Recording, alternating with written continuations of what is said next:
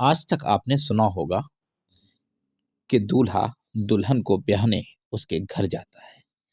लेकिन शादी में मुरादाबाद में एक ऐसी शादी हुई और अनोखी शादी हुई जिसमें एक बेटी दूल्हा बनकर पति के द्वार पहुंची और उसको ब्याह के लाई।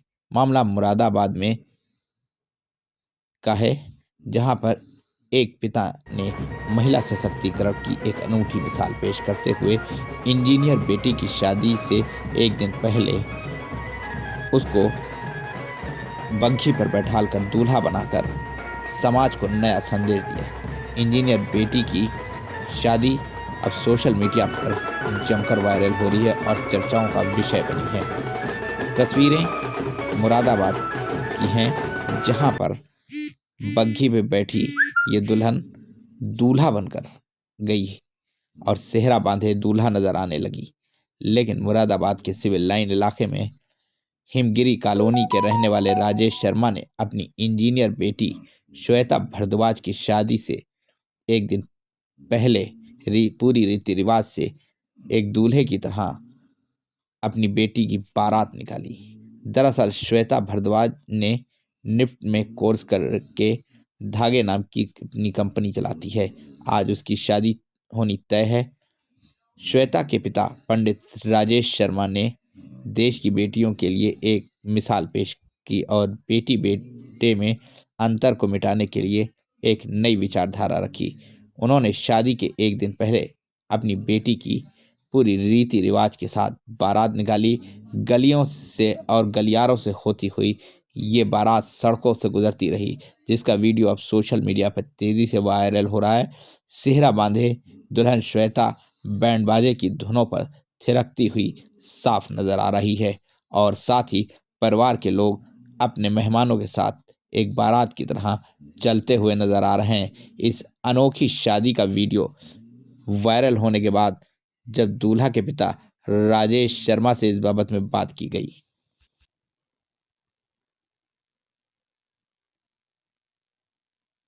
जी, आपने बिल्कुल ठीक पूछा। देखिए, आज समाज में जो रूढ़िवादिता है, उस रूढ़िवादिता को समाप्त करने के लिए मैंने विशेष रूप से अपनी भूल का सुधार किया है। अब वो कैसे किया है, मैं बताता हूँ आपको। आज से 27 साल पहले मेरे घर में जो बेटी का जन्म हुआ था, तब मैं भी उस समाज के साथ था जो रूढ़िवादिता का शिकार था। क्योंकि बेटी के जन्मदिन पर कभी भी कोई खुशियाँ नहीं मनाता है।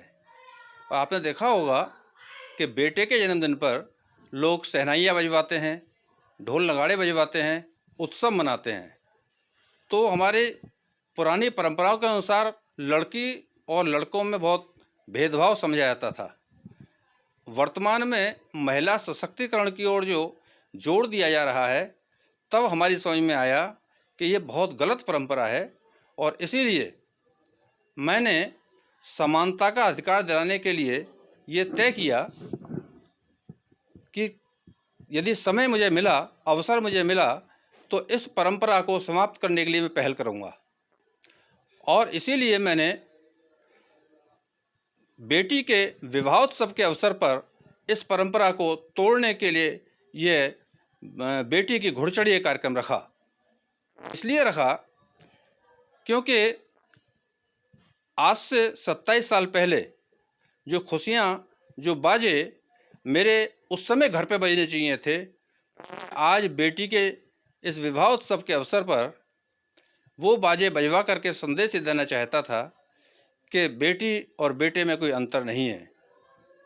हालांकि इस काम के लिए मेरे बहुत से साथियों ने मुझे हतोत्साहित भी किया।